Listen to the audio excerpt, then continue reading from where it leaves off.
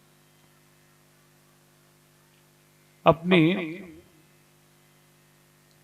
अर्धांगिनी के साथ श्री द्वारिका जी में आते हैं।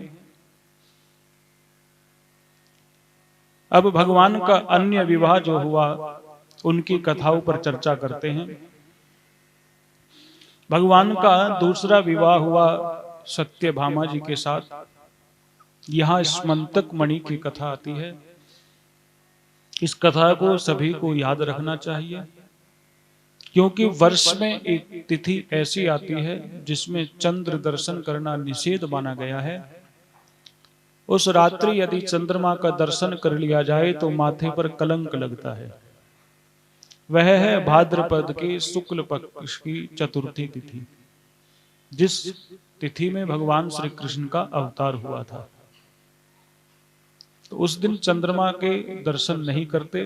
भूल से यदि दर्शन हो जाएं तो इस कथा को याद कर लें तो दोष समाप्त हो जाता है। द्वारिका में एक राजा रहते थे जिनका नाम था सत्राजीत। वो भगवान सूर्य नारायण की उपासना करते थे। सूर्य नारायण ने प्रसन्न होकर के उनको एक मणि प्रदान की। उस मणि का नाम था स्मंतक मणि।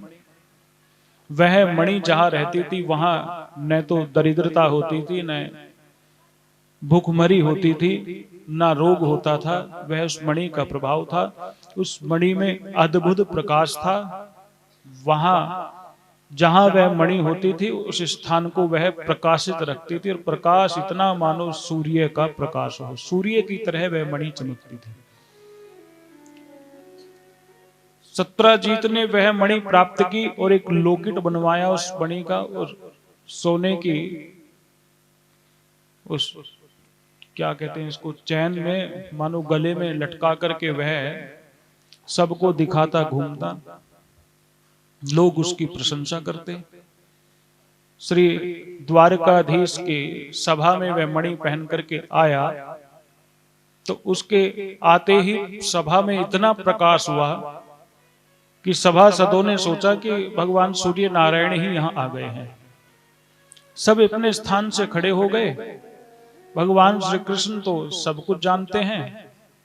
मणि लेकर के जब सत्राजीत आए तो भगवान श्री कृष्ण ने कहा ये सूर्य नहीं है, ये सूर्य भक्त हैं। यहां ये संदेश देते हैं भागवतकार भगवान श्री वेद व्यास जी की, जो भगवान सूर्य की उपासना करता है वह सूर्य की तरह चमकता है। पंचदेवोपासना में सूर्य की भी उपासना होती है। जिसको कीर्ति की चाह है, जिसको यश की चाह है, उसे भगवान श्री सूर्य देव की उपासना करनी चाहिए। भगवान ने बड़ा सम्मान किया। भगवान तो भक्तों का सम्मान करते ही हैं। यहां भगवान के मुख से एक बात निकल गई हंसी में कि भैया आप इस मणि का क्या करोगे?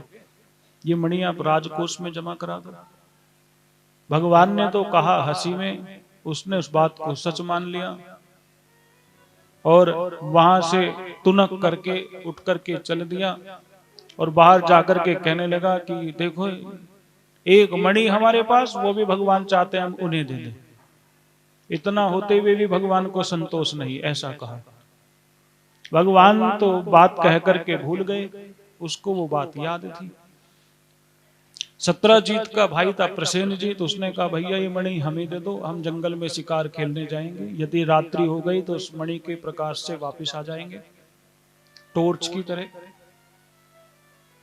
तो सत्राजीत ने प्रसेनजीत को वह मणि दे दी।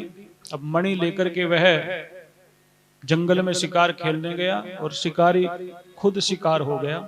ऐसी स्थिति बनी कि एक सिंह ने वो लाल लाल जो मणि थी उस मणि को क्या समझा वो वही जाने, और उस सिंह ने झपट्टा मारा और झपट्टा मार करके उस राजा को समाप्त कर दिया, घोड़े को भी समाप्त कर दिया, और वह मणि हाथ में लेकर के अपने पंजे में लेकर के या मुख में लेकर के वहां से भाग लिया। प्रसेनजीत मारा गया। जब कई दिन तक वापस नहीं आया तो सत्राजीत ने सबको ये कहना आरंभ कर दिया कि हमारे भाई को यदि कुछ हुआ तो उसके दोषी श्री कृष्ण होंगे, क्योंकि उनके मन में उस मणि को पाने की चाह थी। भगवान सोचने लगे वो कौन सा वो पल था जिस पल हमने बात कह दी कि ये मणि हमें दे दो, ये तो हम पर कलंक लग गया। और संसार के लोग कैसे हैं, जिसकी नगरी में निवास करते हैं उसी की निंदा करते हुए लोग कहने लगे हाँ ऐसा हो सकता है। क्योंकि भगवान का तो स्वभाव है, जो चीज उन्हें पसंद आ जाती है वो लेकर ही मानते हैं। अरे तुमने नहीं देखा बचपन में जिस घर का मक्खन उनको समझ आ जाता था, गोपी नहीं देती थी तो चुरा करके ले आते थे। कोई कहने लगा इनका तो स्वभाव ही ऐसा है, विवाह होना था रुक्मणी का शिशुपाल के साथ, इन्हें पता चल गया और ये उसको हर करके ले आए। इस संसार में वैसे तो अनेक रोग हैं, लेकिन सब रोगों में सबसे बड़ा रोग है, सबसे बड़ा रोग क्या कहेंगे लोग।